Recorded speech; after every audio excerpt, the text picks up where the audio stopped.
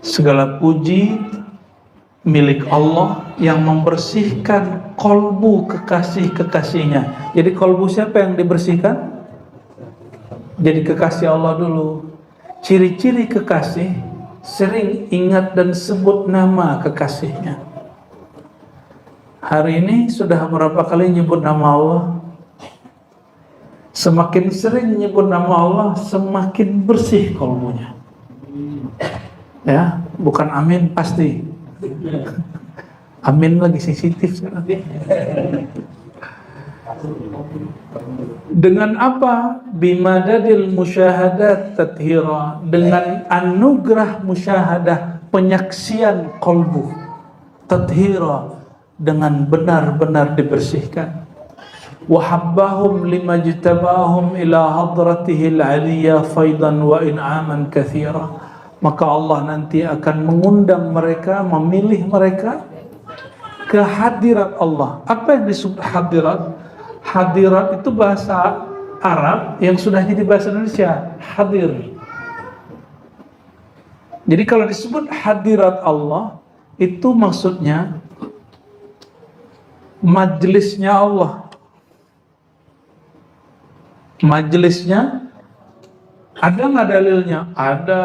Ya, di hadis Imam Bukhari, hadis qudsi, Allah mengatakan ana jalisun man dzakarani, aku teman duduk, teman majelis orang yang menyebut, mengingat aku.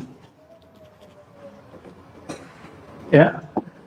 Berarti kalau lebih dari menyebut dan berzikir, yaitu kenal, bahkan cinta. Kalau sudah cinta, bukan lagi jalisun man dzakarani, ya, akulah teman dia. Bukan hanya sekedar teman nongkrong, tapi dibawa kemana-mana. Ya, walaupun tubuh di bumi terlihat bekerja di kantor, mungkin kena macet setiap hari, atau di depan laptop setiap hari, kolbunya bersama Allah Subhanahu wa Ta'ala. Wa adkhalahum hima izzatihi wa ja'ala kala kullan minhum ala ba'di ma'lumatihi amira, ya. Lalu memasukkan mereka ke dalam benteng keagungannya dan menjadikan semua mereka ala ba'din, sebagian mereka terhadap sebagian lain pemimpin. Wa atalahum ala ta'thiratil asma wa sifat. Lalu sebagian mereka ini Allah izinkan untuk mengetahui efek kalau belajar tentang nama dan sifat Allah dalam dirinya. Nah, coba perhatikan bahwa tasawuf itu tidak hanya urusan membersihkan hati, tapi juga belajar tentang makrifat nama Allah dan nama Rasulullah Sallallahu Alaihi Wasallam. Jadi kalau orang ngomong tasawuf itu akhlak doang, enggak. Akhlak bagian dari tasawuf, tapi tasawuf tidak terbatas oleh akhlak, gitu ya. Dan orang membayangkan, oke, saya terimalah istilah akhlak, tapi akhlak bukan akhlak yang kita pahami, akhlak sesama makhluk. Ada akhlak kepada Khalik, kepada Allah Subhanahu wa Ta'ala. Jika benar akhlak itu maknanya begitu, barulah benar tasawuf itu akhlak. Berarti belajar akhlak juga belajar nama dan sifat Allah. Selama ini kalau belajar akhlak isinya apa? Penyakit hati, penyembuh penyakit hati. Berhenti di situ. Itu belum. Penyembuhnya apa?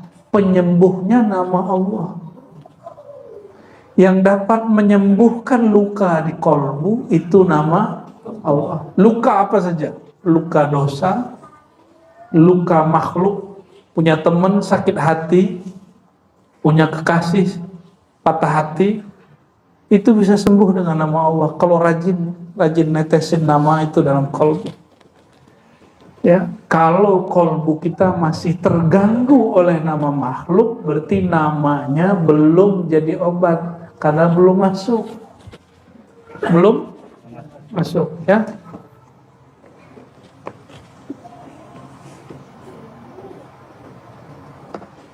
Kenapa herbal itu kurang efek di badan?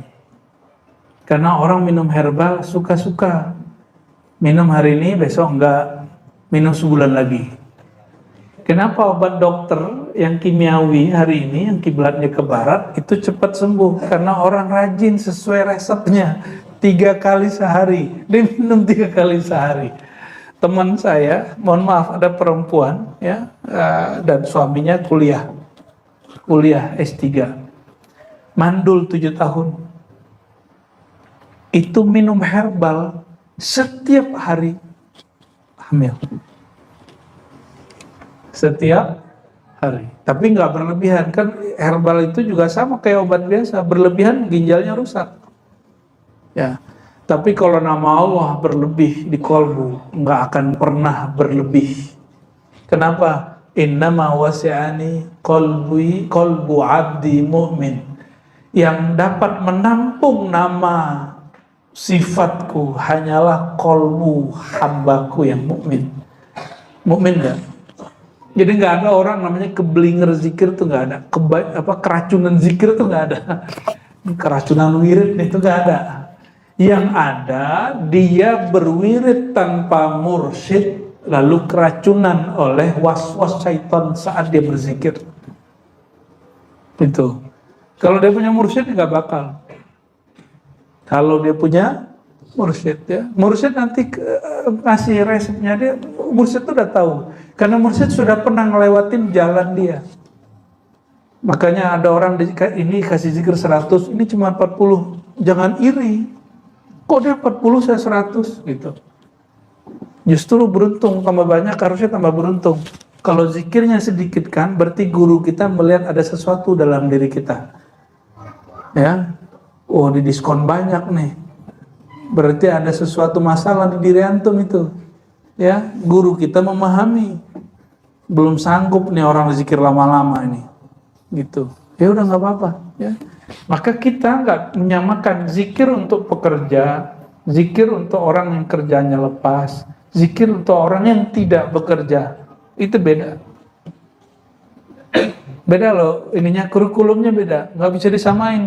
Maka saya tidak sepakat dengan sekarang selebaran zikir tarekat tertentu yang menyamakan semua muridnya. Nggak sepakat. Kita nggak nantang tarekatnya, tapi kita nantang sikap mursyid yang menyamakan kurikulum itu. Ya, menentang dari sini bukan berarti saya nyalahin, tidak, tapi saya tidak sepakat.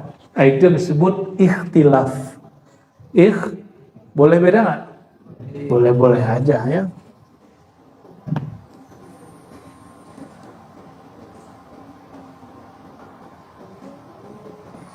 Ini mukadimahnya panjang, saya ringkas saja ya.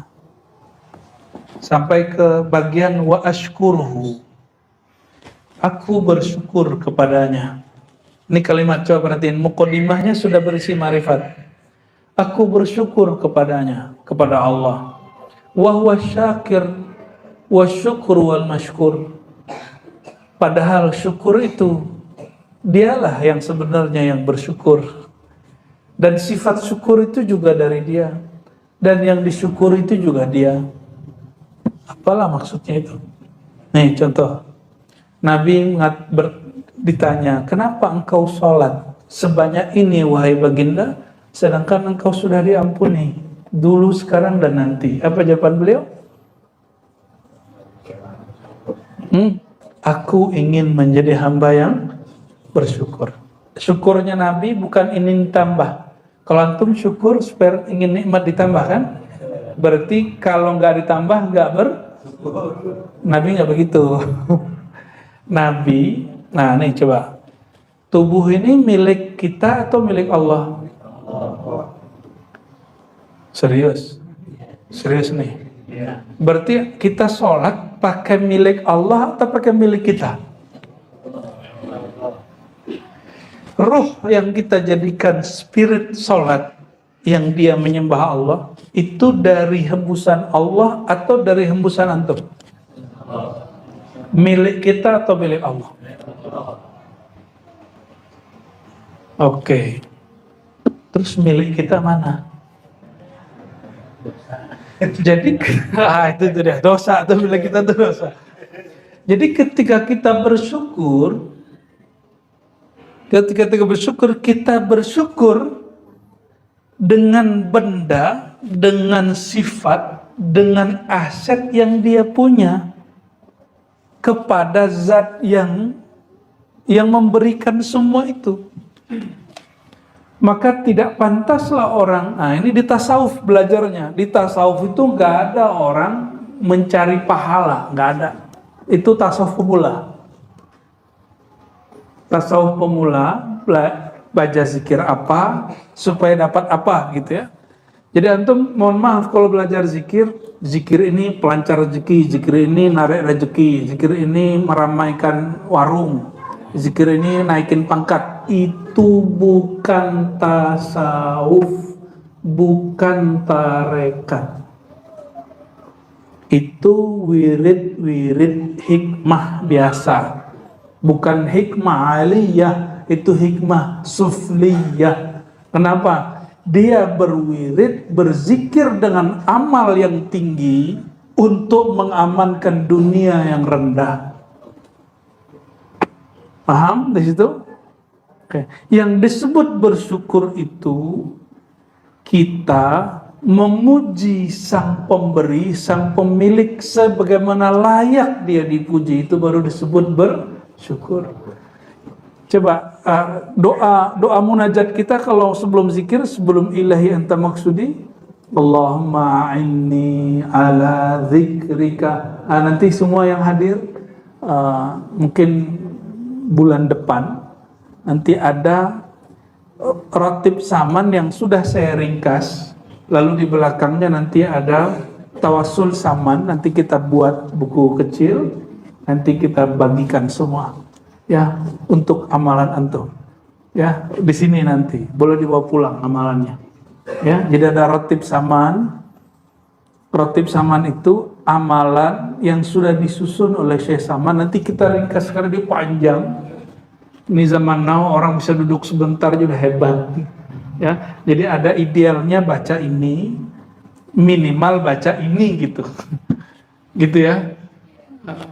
Insya Allah harus disesuaikan karena zaman sudah berubah. Zaman Syekh Saman belum ada handphone, belum ada YouTube, jadi orang nggak terganggu. Kalau wiridan aja,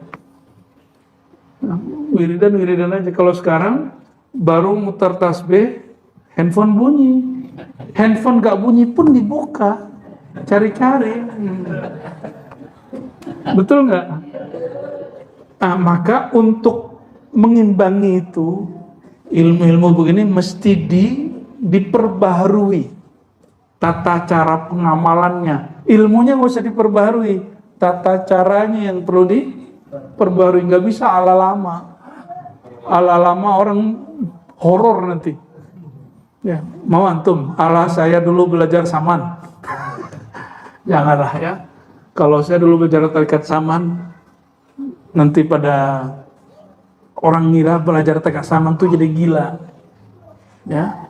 Nanti udah diringkas tuh ya. Dulu kalau belajar samaniyah, wah masya Allah dahsyat lah. Saya nggak usah cerita lah di sini ya. Yang tahu nih Dajem nih, yang tahu nih.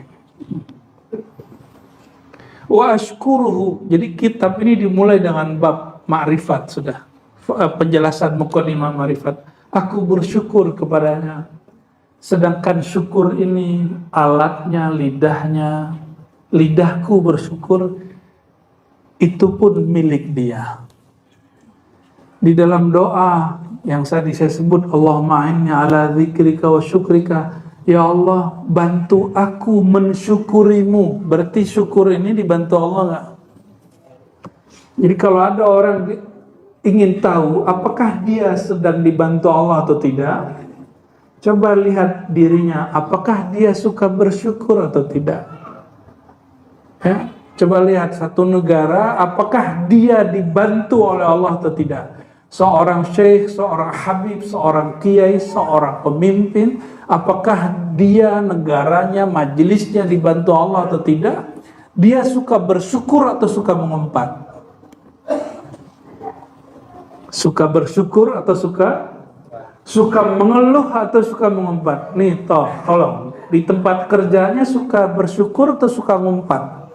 Suka ngomel?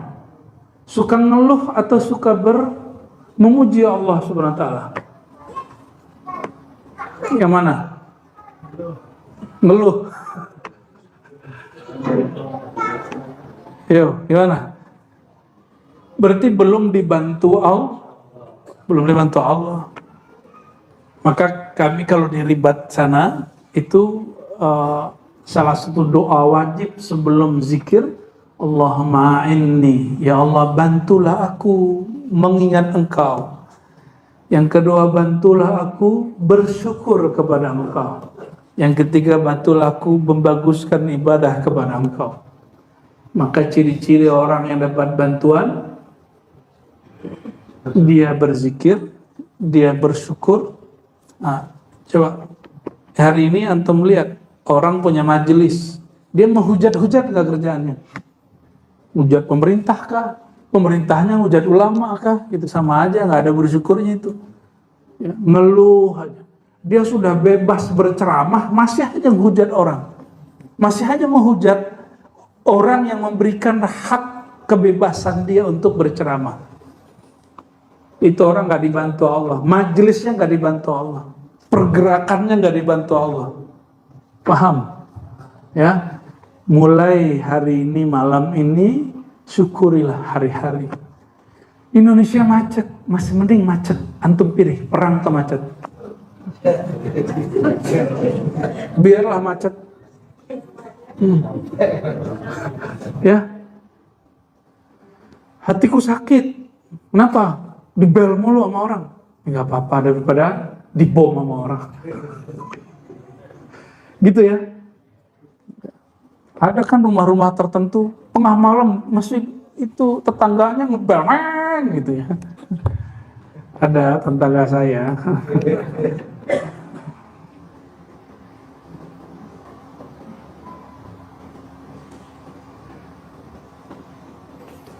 Orang pengen bahagia,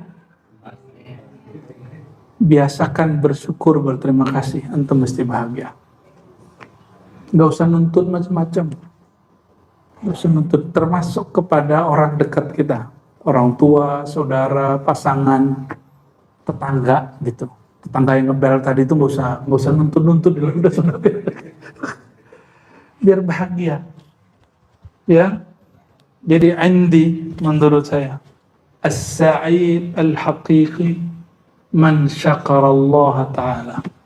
Orang yang paling berbahagia, orang yang paling mudah berterima kasih, orang yang paling mudah bersyukur, orang yang tidak suka mengeluh. Ini majelis kita alhamdulillah ya, nggak tahu duitnya dari mana, ini bisa aja. Saya nggak punya duit loh ya untuk ini. Ya. Di ribat kan nggak ada narik duit kan? Nggak ada ya? Nggak ada kan tarif tiap bulan gitu kan? Nggak ada. Maka ustadz di ribat nggak digaji. Yang gaji Allah.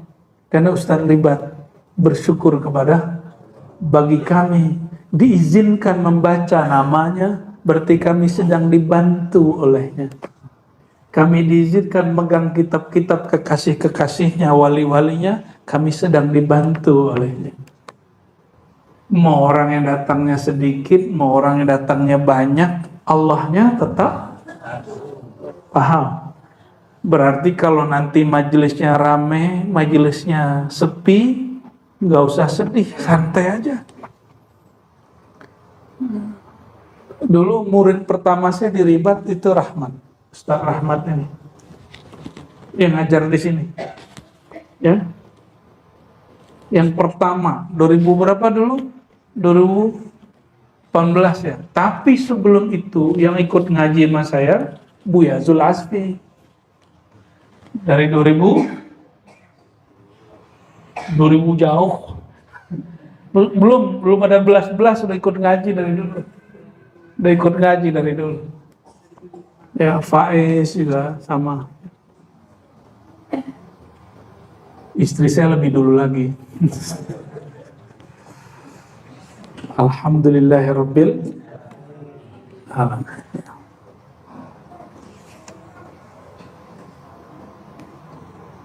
Ingin bahagia? Bersyukur ya. Ini jam berapa nih? Cukup nyantum jadi ngeluh ini. 10 masih ada ya. 10? Oke, kita mentok 10.30. Mentok. Hah? Kif? Visual jawab, ada tanya jawab? Ntar dulu, nih baca kitabnya beres. Oke, sip. Ntar ya, ini mukadimahnya belum beres. Sampai dulu syahadat baru. Ini baru mukadimah, belum sampai ke syahadatnya. Ntar dulu ya. Asyakir wasyukur wal mashkur. Yang syakir, yang bersyukur pada hakikatnya adalah Allah.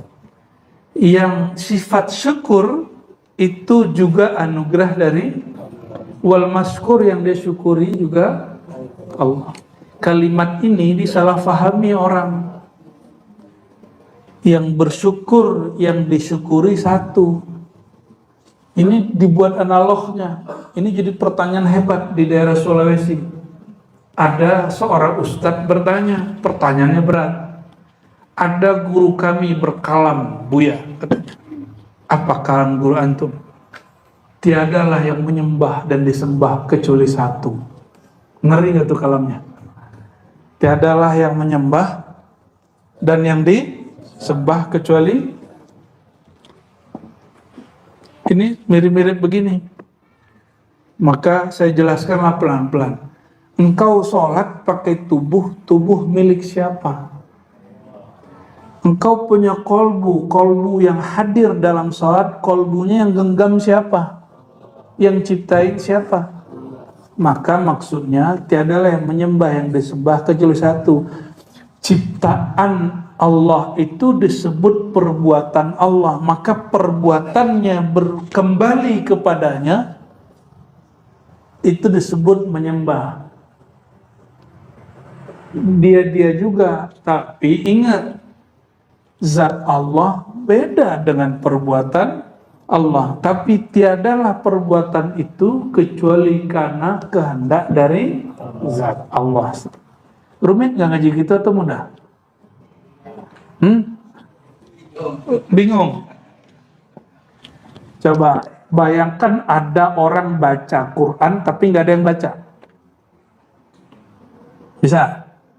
Maka perbuatan membaca tanpa ada yang membaca mungkin nggak? Tapi bacaan itu orang atau bukan? Suara itu orang atau bukan? Suara kalau jadi orang banyak dong dari orang. Suara itu bukan orang, suara itu pelengkap dari orang itu, perbuatan bukanlah kita, tapi perbuatan itu tidak ada kalau nggak ada kita, ya. Selamat pusing. Wa asyhadu an la ilaha illallah wahdahu la syarika lah azizan kabiran al-qail ya ayyuhalladzina amanu dzkurullaha dzikran katsira.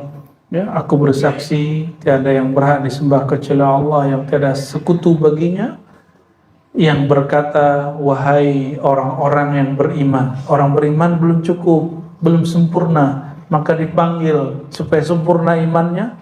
Uzkurullaha, kenalilah Allah, berzikirlah kepada Allah, zikran katsira, dengan ma'rifat yang banyak, dengan zikir yang banyak. Jadi makna zikir dua, mengenal dan menyebut, mengingat, ya. Wa asyhadu anna sayyidana Muhammadan abduhu wa rasuluhu wa maulah al-qail, yang berkata, man tawakkala 'ala Allahi kafah. Siapa yang berserah diri kepada Allah, Allah mencukupkan dia. Wa man tawajjaha ilaihi awah. Siapa yang menghadapkan dirinya kepada Allah, Allah akan menghadap kepadanya. wa man taba ilaihi hada. Siapa yang kembali bertobat kepadanya, Allah bukakan jalan baginya. Wa man anaba ilaihi tawalla. Siapa yang sadar kepadanya, maka Allah akan melindunginya.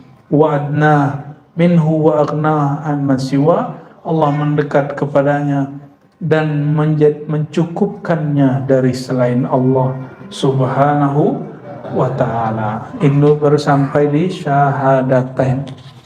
Bulan depan solawatnya, insya ini ada solawat Syekh Saman, agak unik ya. Allahumma sholli wa sallim wa barik alaihi. Ada pertanyaan?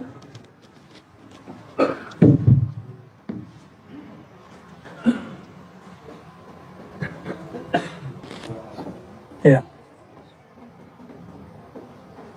Ada sebuah pertanyaan dari jemaah. Zat Allah itu tidak di mana-mana dan tidak duduk di tempat. Sedangkan tentang ayat atau hadis atau kaul dari para ulama, nanti kalau nanya ke sini kita akan melihat Allah di surga itu bagaimana. Sementara surga itu adalah tempat, berarti Allah ada di tempat. Syukran Maulana. Ini pertanyaan akidah ya. Dijawab nggak? Dijawab nggak nih? Ini pertanyaan akidah, jadi basic tasawuf. Ada dua cara menjawabnya. Pertanyaan ini versi ilmu kalam, ilmu akidah, ujungnya debat, nggak ada selesainya. Tapi ada satu kitab yang sudah dipakai di Ribat Putri, diajar oleh Buya Zul Asfi, karya Imam Ibnu Labban, judulnya Izalatus Syubhat. Judulnya saya hampir lupa. Menghapuskan syubhat. Syubhat di situ keraguan-keraguan baik dari kalangan ahli kalam atau para murid. Kalau dulu saya suka berdebat, saya dulu hobi sekali debat sama Wahabi itu ya.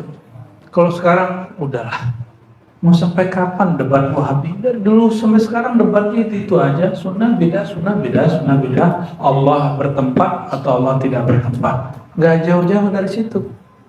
Dan saya rasa sudah cukup lah ya. Silakan lihat kajian-kajian yang lama sebelum tahun 2020 ya. Dan puncaknya 2021 tuh kapan tuh saya ditantang debat sama orang, kita tantang balik, nggak datang. Ya, udah itu terakhir dan saya udah nggak mau lagi debat-debat mau Wahabi. Ya, cukup kita katakan sudahlah Tuhan kita satu, Nabi kita satu, jalan kita mungkin berlainan. Ya, sudah selesai. Ya. Namun kalau kita buka lagi ilmu itu, teman-teman yang makan Allah, di Quran dan di Sunnah Nabi SAW ada beberapa ayat yang ini nanti menghendaki sesuatu dua makna yang berbeda sehingga ulama melahirkan kaidah tentang tempat. Pertama, ketika kita di suatu wilayah nggak tahu arah kemana, sholat ngadep kemana? Kita nggak tahu kiblatnya kemana, sholatnya ada kemana? Kemana aja? Dalilnya apa? Surah Al-Baqarah, fa'ainama tuwallu fathamma wajhullah. Kemanapun engkau memandang, maka di sana wajah Allah. Fasamma wajhullah, di sana wajah Allah. Wajah bagi Allah apakah sama dengan wajah ini? Nah, maka kembali ke Al-Quran, surat yang paling dihafal semua orang, surat semiliar umat. Qul huwallahu ahad, bukan sejuta umat.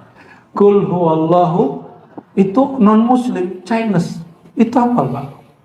Qul huwallahu ahad apa gitu dia bacanya, Qul huwallahu ahad, lucu-lucu mereka bacanya. Ternyata mereka ngintip pengajian kita. Alhamdulillah Ya, maka nggak boleh benci dengan ras manapun. Siapa tahu kolbu dia ada cahaya. Ya. Dan baju antum itu tanda kalau ada ajaran Islam di bawah jalur Cina. Tuh bajunya tuh, baju koko tuh ya. Qul huwallahu ahad. Katakan Allah itu Ahad Esa, Allahus Samad. Allah itu As-Samad. Salah satu makna As-Samad adalah Allah itu tidak memerlukan alam. Allah itu bukan benda. Ini rumus. Ini kembali ke ilmu otak, kepala. Biar agak berat-berat dikit. Ngaji tasawuf tuh nggak ada yang berat. Yang berat tuh ngaji kalam. Ngaji tasawuf itu bikin kolbu kita kayak melayang. Tapi kalau belajar kalam di sini bruk. Nah, yang saya ajarkan tasawuf. Cuma kalau orang nanya kalam ya kita jawab juga.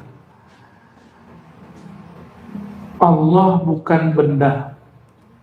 Coba ingat-ingat, Allah bukan benda. Itu bahasa Arabnya jism. Jism bahasa Indonesia jasmani lain. Jasmani bahasa Indonesia badan.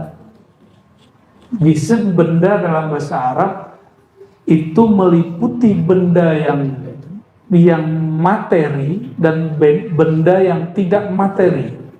Yang materi contoh, ini benda nggak? Ini benda, kayak ini benda. Oke, suara saya itu disebut juga jisim, benda, tapi bukan benda materi. Ini nggak ngikutin ilmu fisika ya. Ini benda dalam ilmu akidah. Cahaya, coba lihat cahaya. Antum lihat cahaya atau lihat lampu? Itu lampu, bukan cahaya. Cahaya yang menghubungkan mata kita hari ini dengan objek yang kita lihat. Tanpa cahaya nggak bisa lihat. Itu lampu. Lah, sejak kapan ya ada lampu-lampu? Bagus juga ini haji mana ya. Rame gitu ya. Ya. Oh, Haji Sam yang buatnya. Bid'ah itu ya.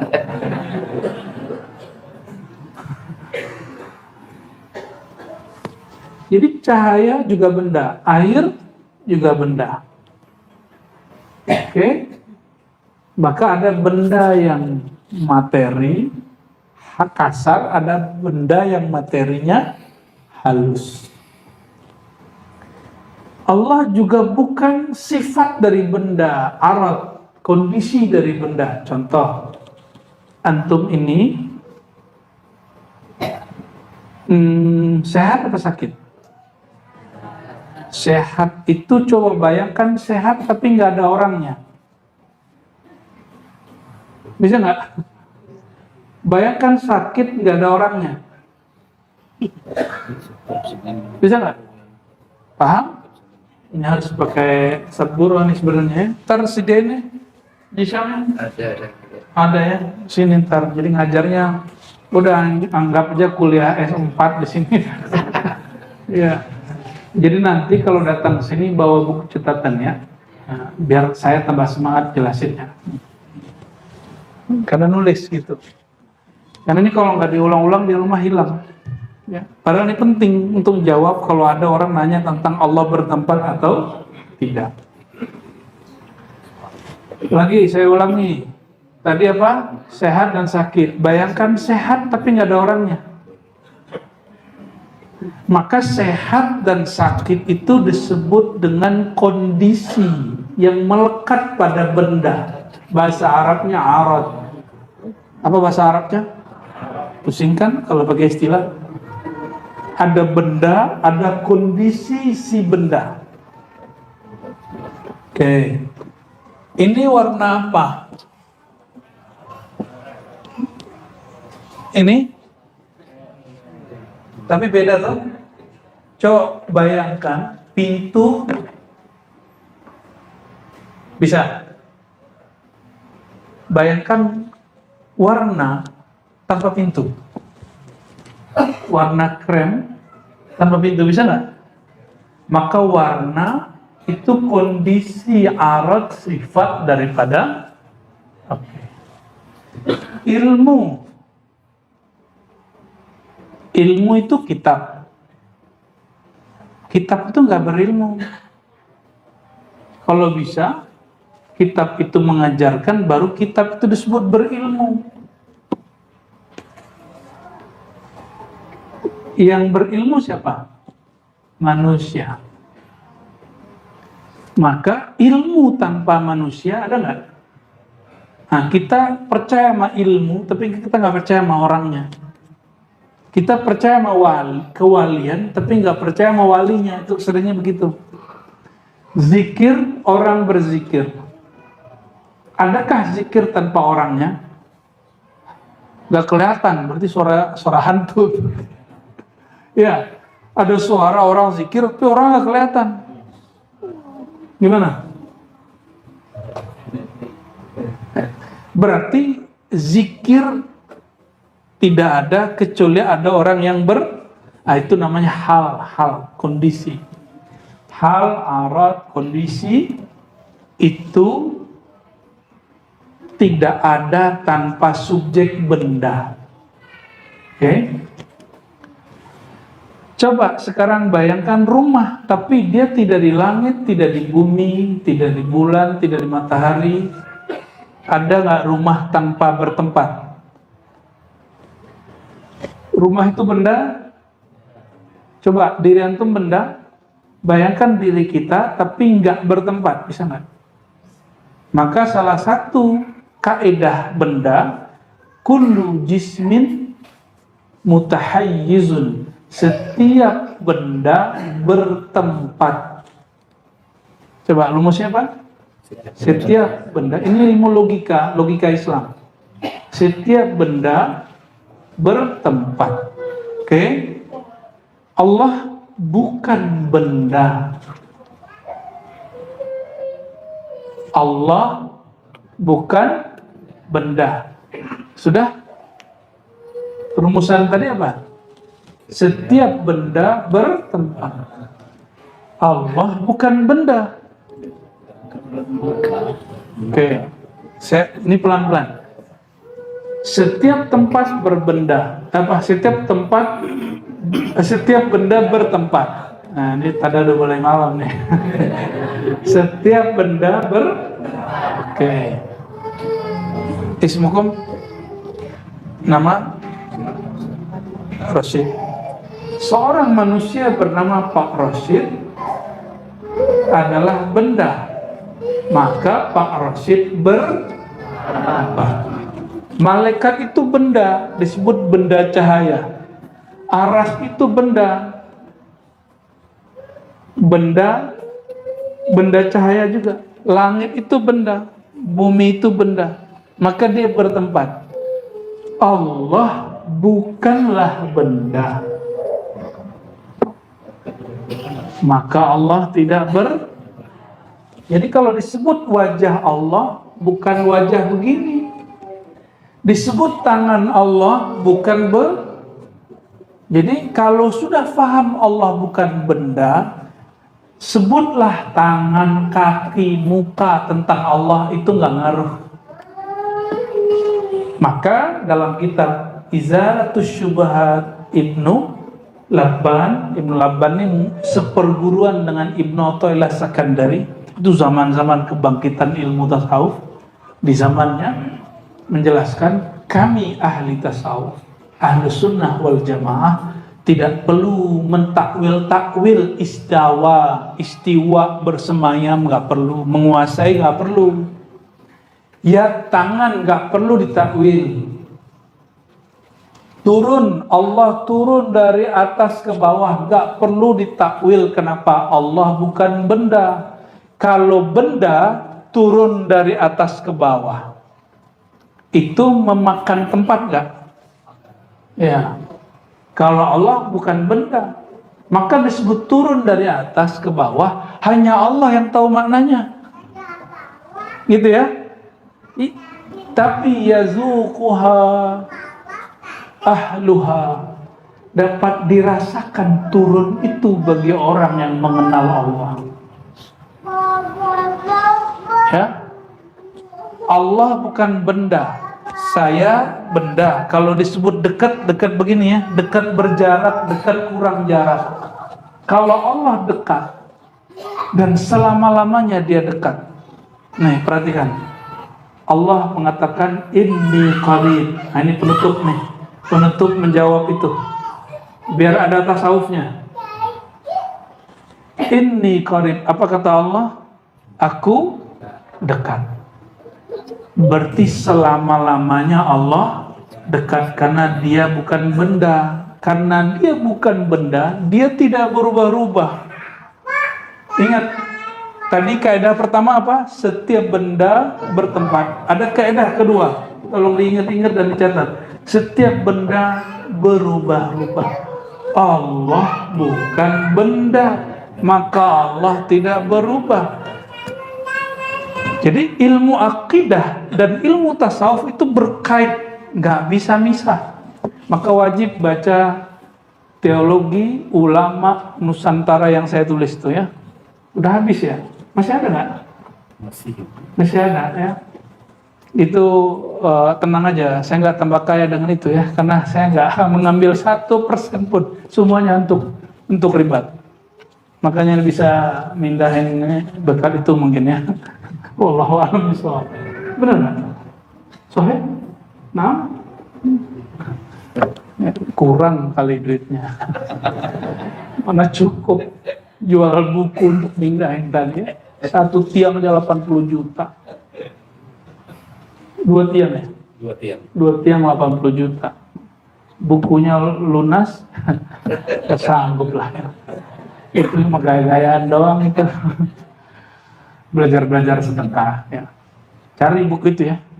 Nggak sanggup fotokopi lah, saya izinin buku saya difotokopi ya. Tapi biaya fotokopinya lebih mahal dari ya, boleh sama Bapak. Semua buku saya boleh difotokopi walaupun ada ISBN-nya. Nggak apa-apa, karena saya tidak ngambil apapun dari situ kecuali tanda syukur kepada Allah Subhanahu wa Ta'ala. Ini belajar ke teman-teman jemaah tabligh, mereka terjemahin bukunya itu Fadilah Amal, Muntakhab, itu bahkan disuruh dibolehkan memperbanyak dan fotokopi gitu. Saya belajar ikhlas dari mereka lah ya, salah satunya ya. Kembali ke laptop. Allah bukan benda. Benda kan tadi kaidahnya 2. Apa? Ini kaidah nih, pegang-pegang nih. Ini kaidah kalau ingin bertuhan dengan baik supaya tidak terjebak pada ajaran kebatinan. Allah bukan benda. Setiap benda bertempat. Setiap benda berubah-ubah. Allah bukan benda, maka Allah tidak bertempat. Allah bukan benda, Allah tidak berubah-ubah. Sekali dia mengatakan inni qarib dengan kalimat fa'il mubalaghah, bukan dengan kata fi'il, kata kerja, tapi dengan kata pelaku, kata isim, kata benda. Jadi Allah kalau dengan kata ismiyah, isim itu bukan kata aktif. Qarib, aku dekat, maka maknanya selama-lamanya dia dekat. Tapi kalau huwallazi anzala sakinata, dialah yang menurunkan kedamaian kepada, itu pakai kata kerja aktifnya.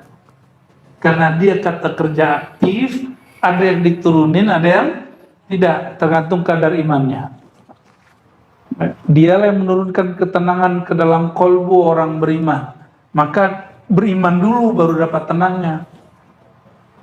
Kalau nggak ada iman, nggak turun sakinahnya, ya masih gelisah hidupnya. Nah, berarti kurang percayanya sama Allah. Percayanya dikuatin dengan ngaji ma'rifatullah, ya. Terus sudah hafal yang tadi? Sudah hafal tadi?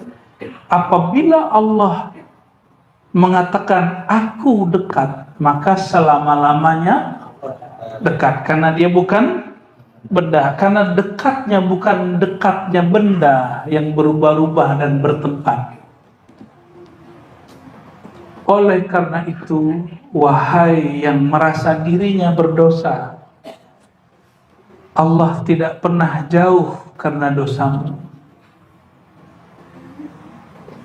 Begitu juga sebaliknya, wahai orang-orang yang merasa taat, merasa wiridnya banyak, yang ijazah thariqatnya banyak, ijazah auratnya banyak, ilmunya banyak, hafalannya banyak, tahajudnya banyak, Allah tidak pernah tambah dekat dengan taatmu. Terus kita nggak usah ngapain dong? Enggak, bukan itu, jangan salah paham.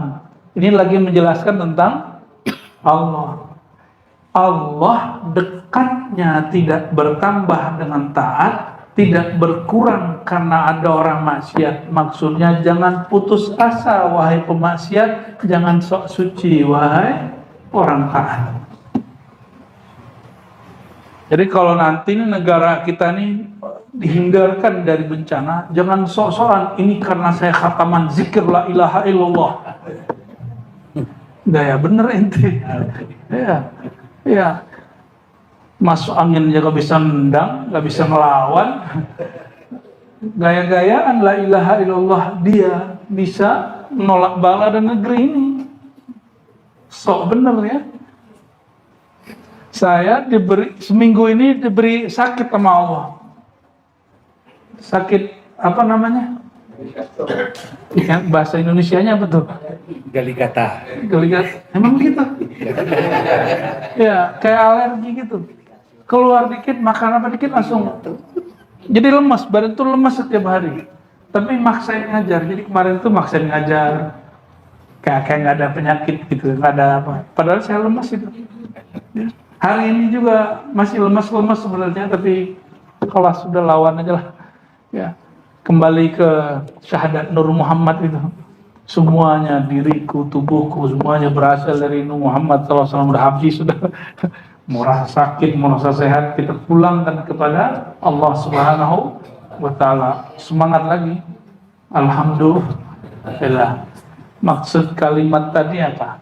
Allah tidak jauh karena maksiatmu, Allah tidak tambah dekat karena taatmu. Itu Allah, karena Allah bukan benda. Taat itu abadi nggak? Maksiat abadi nggak? Kenapa? Taat dan maksiat itu kondisi. Coba bayangkan sholat tanpa ada orang yang sholat. Yang ada cuma buku sholat. Adakah sholat tanpa orangnya? Nggak ada kan? Oke. Ini sudah mulai serius nih. Padahal udah mau selesai nih ngajinya nih. Adakah maksiat tanpa orang yang maksiat? Nggak ada. Orang itu benda, kondisi dia berubah-ubah. Kadang dia taat, kadang dia maksiat. Itu kondisi aratnya. Si hambanya nggak boleh berubah yakinnya kepada Allah. Itu yang disebut iman, tidak boleh bertambah, nggak boleh berkurang. Allah dekat itu nggak boleh tambah kurang rasanya. Paham maksudnya? Ini berkait dengan kajian sebelumnya. Iman tidak bertambah, tidak berkurang. Apa yang tidak bertambah? Yang di dalam qalbu itu. Sedangkan cabang iman saat itu naik turun, dia berkurang turun dengan maksiat, naik dengan. Jadi kalau ada ustadz bilang iman naik, itu maksudnya cabang iman. Kalau akar iman nggak boleh. Iman tentang Allah itu dekat, nggak boleh bertambah, nggak boleh berkurang, karena kalau nambah bid'ah, berkurang sesat. Oke, coba keyakinan kita sama nggak tentang Allah? Benar nih, Allah itu dekatnya. Kalau kita dekat sama orang hebat, senang nggak? Antum udah senang belum? Kayaknya belum senang-senang amat. Nah, berarti kondisi merasakan dekatnya yang beda, keyakinan dekatnya mesti sama. rasanya yang beda. Nah, rasa itu ada dalam ilmu tasawuf. Ilmu merasakan dekat itu. Paham ya? Oleh karena itu, teman-teman saudara yang akan Allah, itu salah satu nafahat ilahiyah, hembusan-hembusan kemarifatan yang diturunkan oleh para masyayikh kita, imam-imam kita.